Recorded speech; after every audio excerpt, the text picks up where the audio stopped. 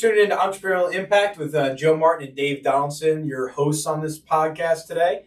We're going to be diving into 16 points that leaders execute on. And I'm really excited about it because I think there's like some tactical great items in here that as you're going through your leadership journey and people development or people attraction or people manage, I don't know, whatever thing you're on as far as the journey goes, these 16 things really jumped off at me as great foundational pieces to base your development on as a leader, mainly because it gets you to think differently and it gives you concepts that you can say, how does that apply to me? And where are my gaps? Where are my strengths? How can I do that better? But at the end of it, leadership's a skill and it can be taught. And I think if you're diving into that self-mastery and that journey for yourself to how do I better lead people? How do I build a better people business?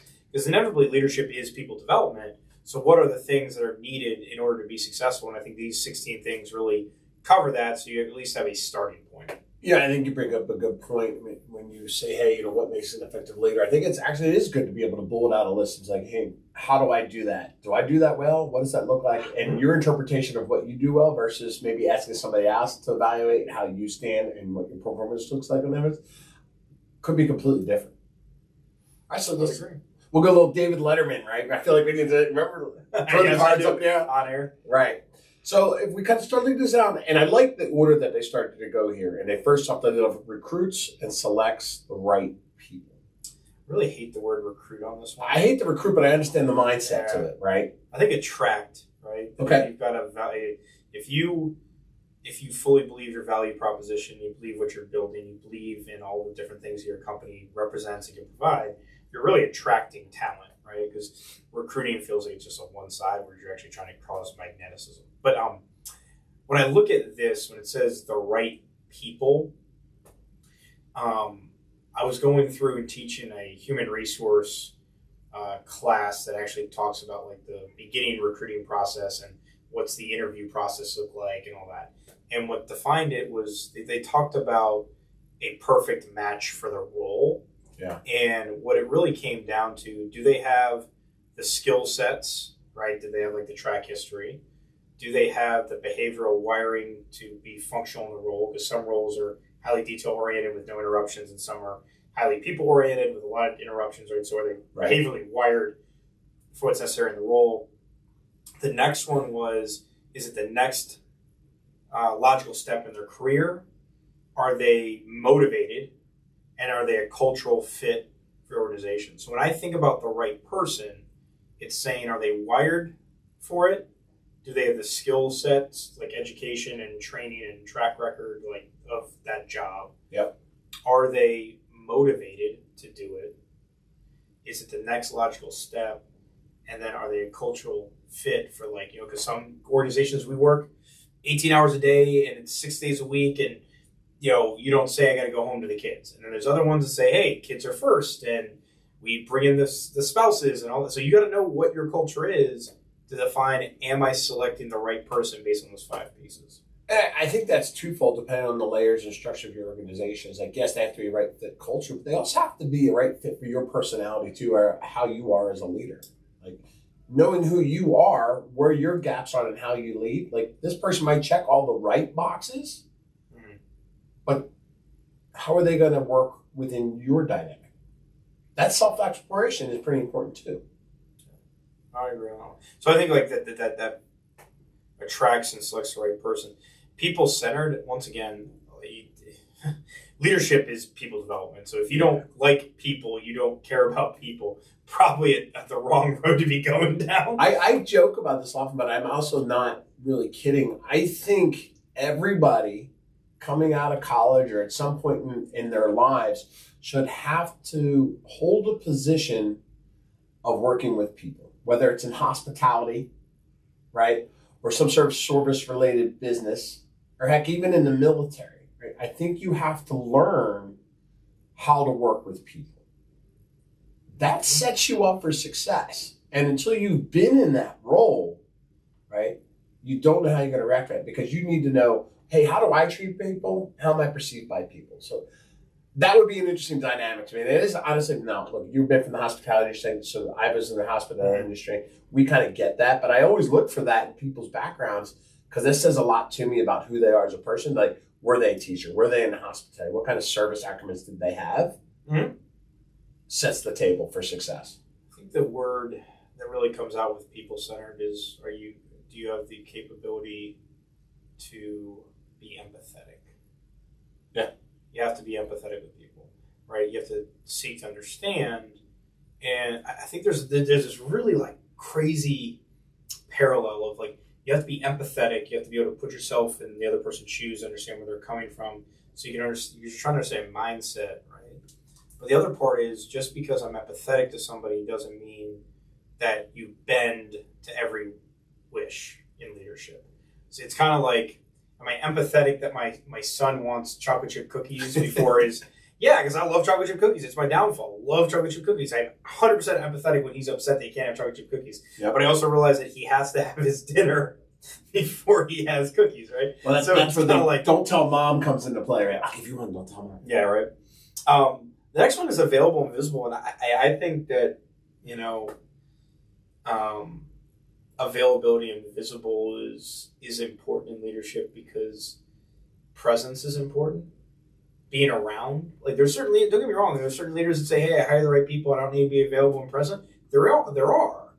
But in times of crisis, when you've got an economic downturn, you got some rocky waters and blah, blah, blah, all the different things in the media, like, having a foundation, having a steady, tried and true focus, that's someone that's confident at the helm, when they show up and care, right? And they show up and they're present, and they exude confidence about where we're going, especially in the times of... I think I'm probably also going to throw into that is approachable,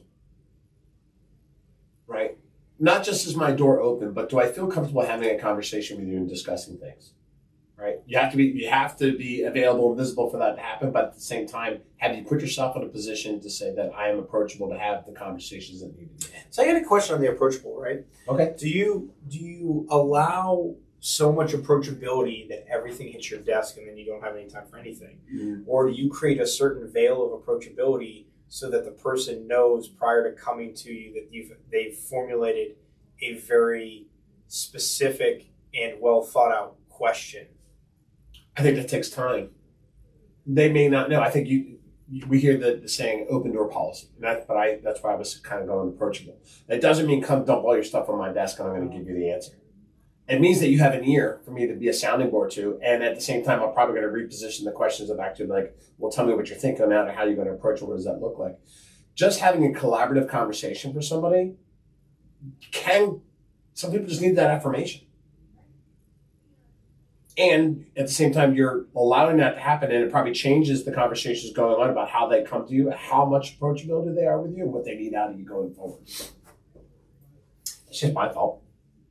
Just an interesting conversation, because I think that how you set the stage for access provides a higher level conversation and also gets the person to think. Yeah. Right. Consistently shares information openly and willingly. What's that mean to you? Well, I think there's a need to know, and then there's a need to know, right? And I think for most things, you don't want to come across as I'm hiding things from you, right? Be open with the good and the bad. But I think that goes back to the expectation conversation from day one about goals, objectives, and then how are things impacting, whether you're hitting them or not. What's that? Like, as a leader, you have downward pressure on you.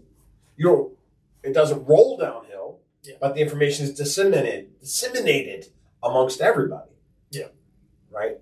If you're hiding, then it creates scarcity mindset and creates people to become scared. What are they holding back from me? What are they hiding from me? What are they not telling me? Well, I think it's also that consistently shares information is that you then recognize that people need to be exposed to the hard conversation so they know the reality of the situation. Right.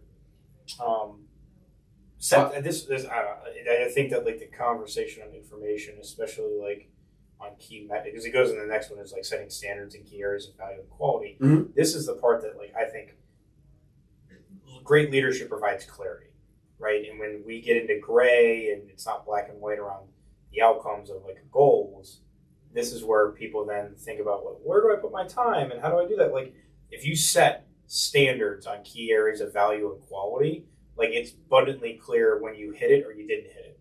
And I think about this one in leadership is it as clear as like a scoreboard? They talk about scoreboards and scoreboards and scoreboards. A scoreboard doesn't have interpretation. It doesn't have feelings. It doesn't have any of those things. It is very clear when you do or don't get to something. And I think the part that leaders have to provide is the context of what activities actually matter to drive that standards. Can all standards be measured? Is there a scoreboard for everything? I think you have to put a scoreboard out for what matters. Okay.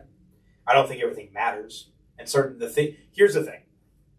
In my opinion, the people that don't want standards that are a scoreboard driven person, they don't want accountability. They don't want to be pushed, and they want to be mediocre. I have not come across one person that is just amazing at life that actually says, you know what, I don't want to be measured. I want to hide in the vague. That's what's happening, right? Because if you hide in the vague, you never know. There's a fear of success or a fear of failure. Which one of them doesn't matter. But when people make things complicated, it's because they're fear of one of the two things. And when you set clear standards and say, this is what we're measuring, this is what matters in the business, I don't want to hear about X, Y. Now, this I'm being very direct on it. Of course. Like when you get complication, it takes you away from the inevitable goal, because like someone makes a very valid point that could be valid, and it drives you down this rabbit hole, but it's secondary to the primary goal. And I think that's what kills me when someone doesn't want clarity. I want clarity just so I know I'm doing the right thing. It has nothing to do with, hey, I told you so, let me pour some salt in the wound. It's that like, hey, that's the goal. This is the plan I have. That's what I believe is going to drive the best value to my customers, clients, and the people I work with. That's how I know I'm doing an amazing job at the role I'm at, and I'm delivering tons of value. But if I can't measure it, I can't go back and figure out, am I doing the right things? I can't make myself better because I've got nothing to anchor it against. So it's not about looking good or being right or anything like that. It's about, if you don't have a metric on the standard, you can't measure it. If you can't measure it, you can't get feedback to cause something to be better. Yeah, and as we move on, you look at saying, on top of that is, what's my mission and what's my vision, right?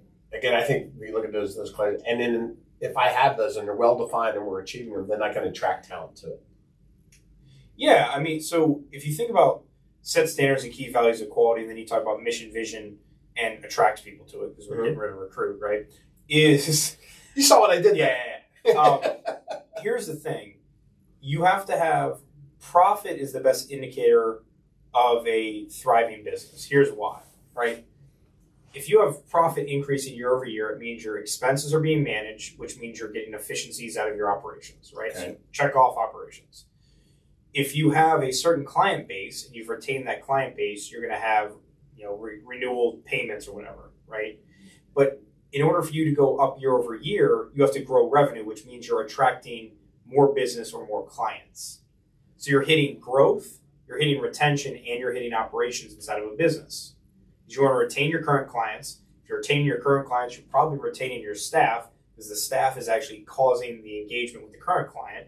It means you're also driving other sales, which means you're getting market share, which means you're attracting people to your company that weren't there last year.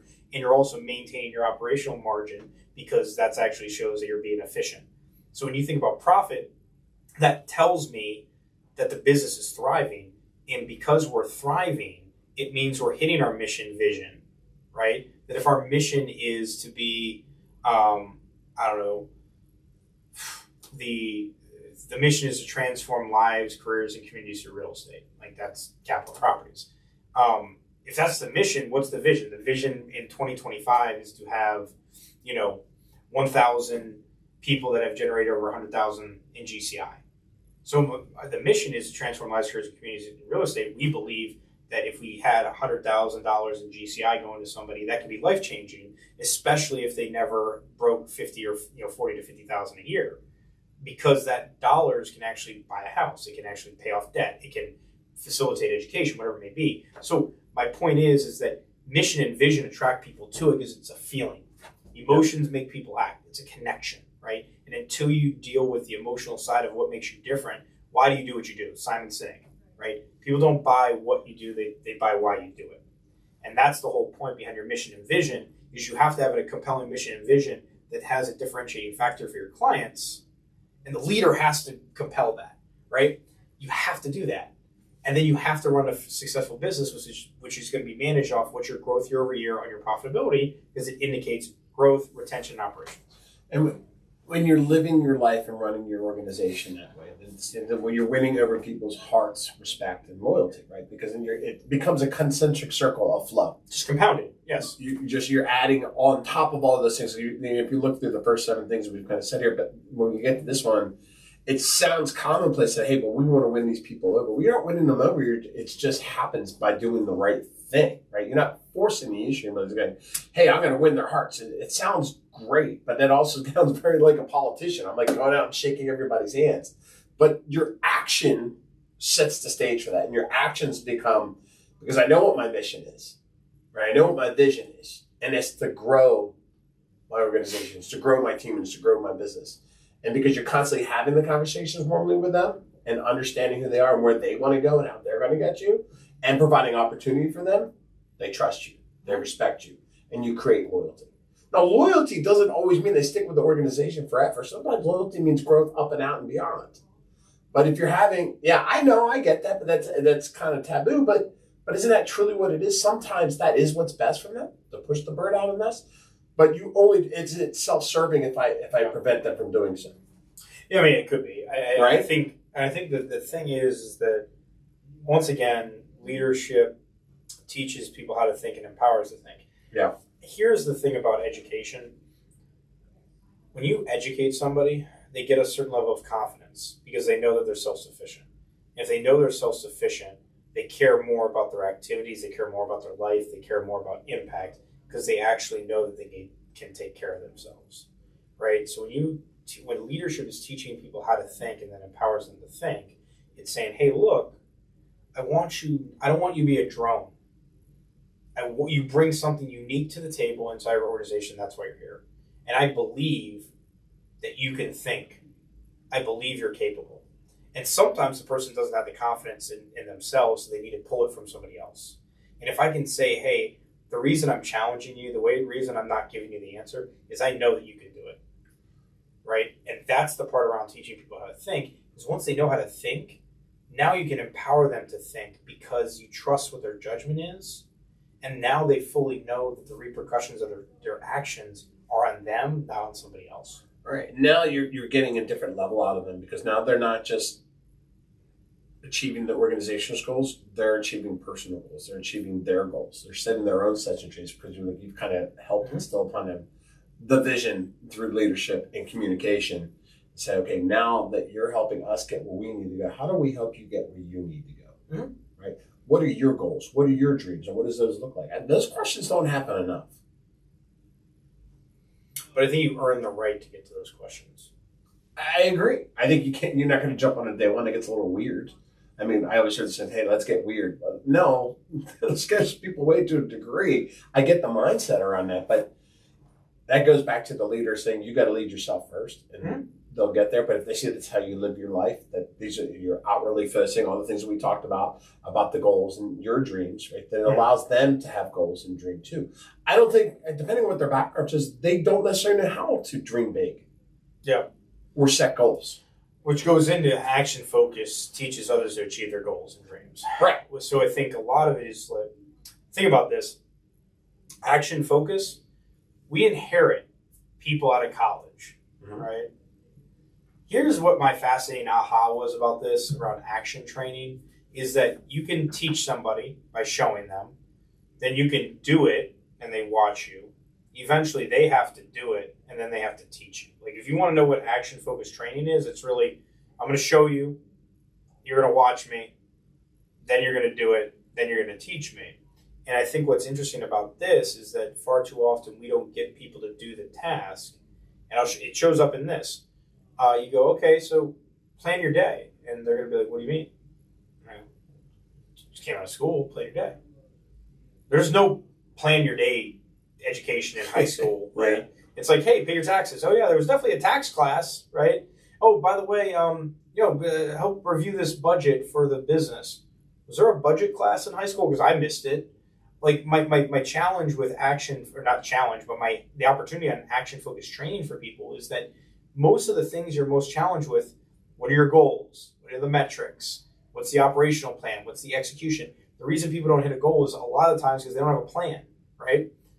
And my point is all the pain points that we have in business around people thinking or planning or execution or whatever is because they were never taught any of this. There was no class that teaches any of this, right? No. So, and unless they have a predisposition to wanting a plan and doing that type of execution, then most people have to be taught that. And that's where it comes into leadership is action focused. I don't care about the perfect plan. I want to know, did you go try it out? What worked? What didn't work? What are you innovating on? And get people into action.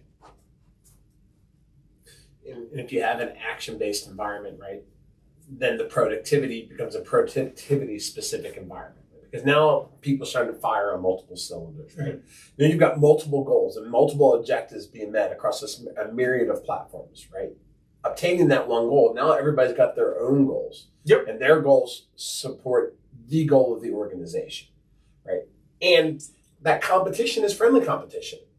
Yeah. And the leadership comes from other channels because you've got people that are strengths and weaknesses in different areas to prompt each other up. So the production levels are increased and they're measurable because I know that's a big thing for you. Oh, it's huge for me. And by you, I ingest, but for everybody, they should be. Correct.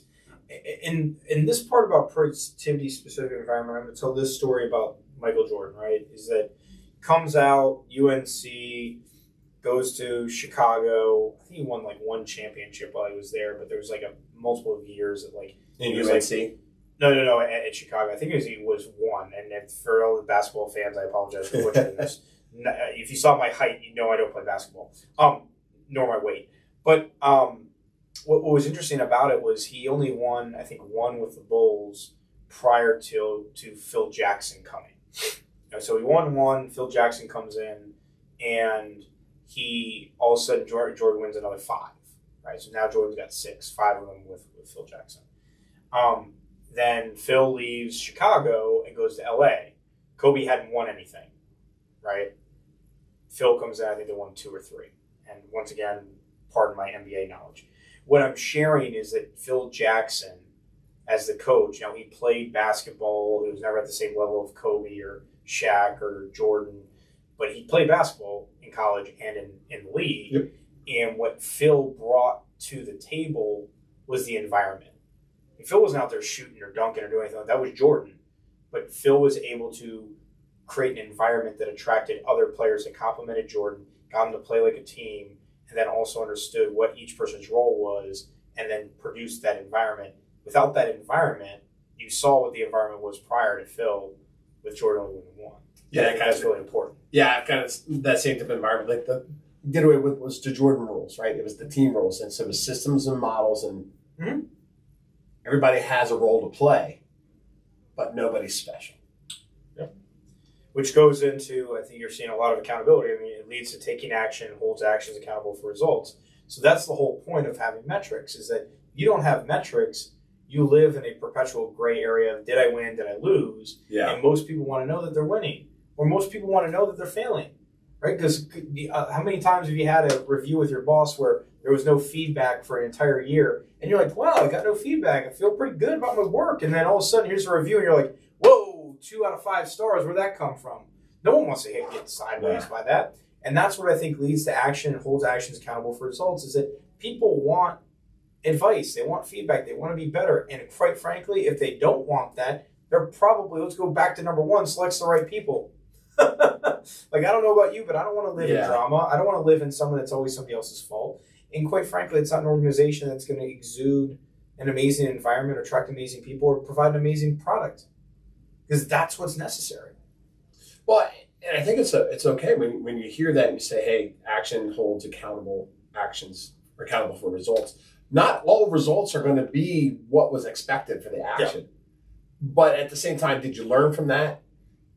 Things changed. We didn't have all the information. And then when did we make a pivot? Where did we change? Or ultimately, did we go down the right path? Yeah. That's okay. But the feedback and how we got there and what we did does matter.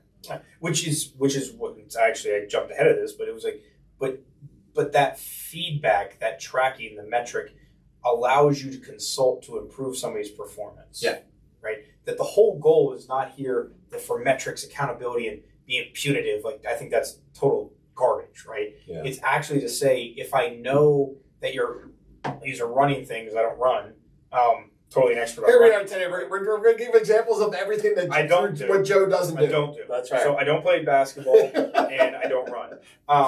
But my point is that if you're trying to run a 6-minute mile, right, and you don't track what your current is, and you don't track your steps, and you don't track your breathing, you don't do all those little things, you can never get down to the 6-minute mile. You're basically just saying, we'll try it and see what happens. So you don't get real feedback, right?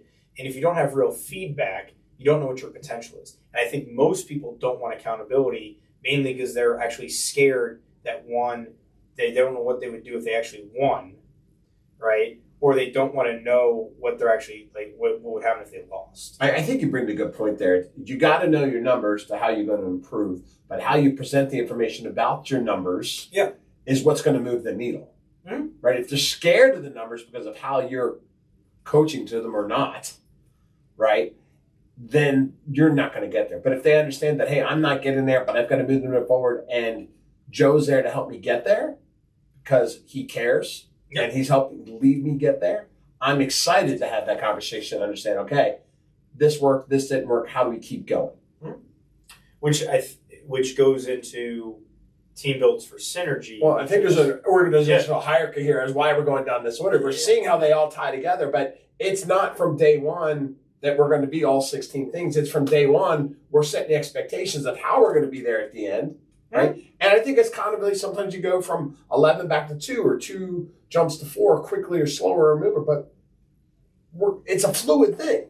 Which goes into the culture. So when I see team builds for synergy after that, everything we covered, it's like, if you will quickly see if you hire the wrong person, if you've got truly like all this type of environment with accountability, with numbers, with metrics, with training, with one-on-ones, all that type of thing that we're talking about, and improving people, you will put somebody new in your organization. I guarantee within 30 days, you're going to find out real quick whether or not they fit into it. And you've got to protect that environment like nobody's business. Because if you have a business that's humming with high performers, with competitiveness, and with accountability, and with like humbleness, anybody that comes in needs to be like vetted and making sure it gets that synergy, right? 100%. And this next one is just, and this is something that, we're having worked with you for companies, you do incredibly well, and it moves mountains with me and personally, is saying thank you, right? And you don't just say thank you, you send cards. Like, it is amazing what that can do to an individual. And then we say this, I think, a lot of times, especially in real estate, we say, hey, do you pick up the phone? Do you put something in the card? But this is really what we're talking about. It's going the extra level of not just doing it, but doing it because you actually care. My insights on on this 14 is like, recognizes efforts, results, and says thank you. What most people don't get, or not get, but what I found it works better is that when you just have a blanket thank you, people appreciate it. But what's really appreciated is when someone says like, hey, thank you for getting in the office at 6 a.m. to get the water set up and the coffee and the donuts and blah, blah, blah. And thank you for getting the screen taken care of because you didn't have to do that. How do you spell blah?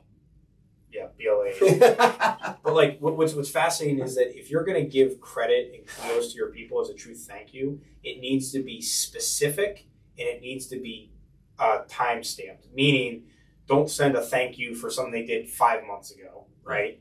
And don't be bland with the specific kudos that you're giving them. Be timely in the thank you, be specific around it, because that's actually, now people know that what they're doing matters and you're actually paying attention because that's actually what they care about. That timely part is massive. And I think a lot of times the intentions might be there. A lot of times it's the execution. Yeah. So go back to, like, if you recognize, hey, I've got a series of important meetings this week, right? Or coaching appointments, schedule time to write the cards. Schedule times to have the follow-up. Schedule the time to say thank you if your life is that busy and it's going to get away from you. Yeah. Which goes into developing leaders. So think about it. If you covered all these 14 points, we're on 15 here. Well, you're organically going to get there. Yeah, that's exactly like this roadmap. If you do all these 14 things, you're going to have developed leaders. And I think the question is, who do you need to become? And honestly, think about scoreboards. Like we were talking about accountability and scoreboards. Right.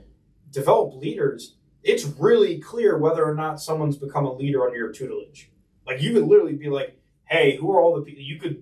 We could sit down right now and be like, all right, Joe, you started 11 years ago. Write down everybody you've hired, right? Write down where they're gone today. Like that is a very clear scoreboard that's going to say they're either a leader or they're not based on where they're at today, what their performance is, what their scope is, what their responsibilities are. And if you want to see a clear thing about your leadership skills, especially if you've been doing it over 10 years, you should have some people that have like been promoted and had to take on leadership stuff, and they should be able to say like, damn, I really love working for Dave or whoever, to say like they had an impact. Yeah. And at the end of the day, we touched on this a little bit, but if you've done all these things, then you've helped them discover their own set of missions, vision, values, beliefs, and perspectives that they're running in their lives, their profession, and their personal lives, and overall become an incredible individual. Mm-hmm. And it can even say, that's your legacy, right? Your legacy through leadership is how you've impacted other people's and what they've been able to do. And if it's a matter of being able to put a list together saying, hey, these are the people that I've attracted and helped grow, and here's where they are now. Yeah. That's the lasting legacy that having come up through the channels of an organization and becoming a leader and the lives that you've ultimately impacted at its highest level. And I think that's to wrap up this episode is number 16 says helps individuals discover their mission, vision, values, beliefs, and perspectives. I sum that up as your big why, your passion, your purpose in life. And more often than not, if you want to see something that's really shocking, go ask people what their purpose in life is, and you're going to get blank stares. Because it's a tough thing to answer. So most people say, I'm going to put my head down, I'm going to make enough money to pay for my family, and blah, blah, blah. And there's no harm in that. Like, you got to take care of your kids, you got responsibilities, or your spouse, whatever the thing may be in your family. Right. But when you think about all of these topics have been getting people to survive, then thrive in their roles. And when someone becomes purpose-driven, it doesn't matter how much money they make. It doesn't matter how many hours they put in. They know their true North Star. They will do everything and anything to fulfill that purpose because now they're living in their power zone. They're living something that they know is true and intrinsic to them. And in leadership, teaching people how to think, giving them all these skill sets eventually says, who are you as an individual? What is your unique purpose in life so that you can leave a legacy, which actually matters. Like I'm thinking I got 3 kids, I'm 34. I'm like, okay, I got probably another 50 years on this earth. Like, are they really going to care about whatever thing I did, like that I mowed the grass and I used all this crazy fertilizer, or that I always have my consistent meetings, or whatever the thing may be? No, it's literally saying who have I led? Who have I developed? Who have I given opportunities to? How have I taught people? And then how do I make sure that my kids are the best versions of themselves? Because I love my kids, but you want to make sure that they've got skill sets and understanding of how to be the best version of themselves because it came from your household, right? 100%. Well, that's awesome. Well, that's a great list. And we ran a little long today, but this was a great list. Yeah, it was. Right? So digest this, listen, and be self-aware and dive into this for yourselves and say, hey, how do I rank? How do I perform? And where do I need to spend my time? Well, I think the one call to action I give everybody on this one is this one really deep and means a lot to me, is that we went through 16 points of leadership. If you have questions, you want the list, please reach out to Dave or myself through the podcast link tree. But I would just challenge anybody, as you went through the things that we talked about, what's one thing you can be better at? If you would work on one thing for the quarter or for the month to really make yourself a better leader, I think you're just going to show up not only on the personal side, but the professional side, and just going to be a better version of yourself, and you're going to see huge, dramatic impact in your overall world. Fantastic. Without further ado, thanks for tuning in. Tune in next time.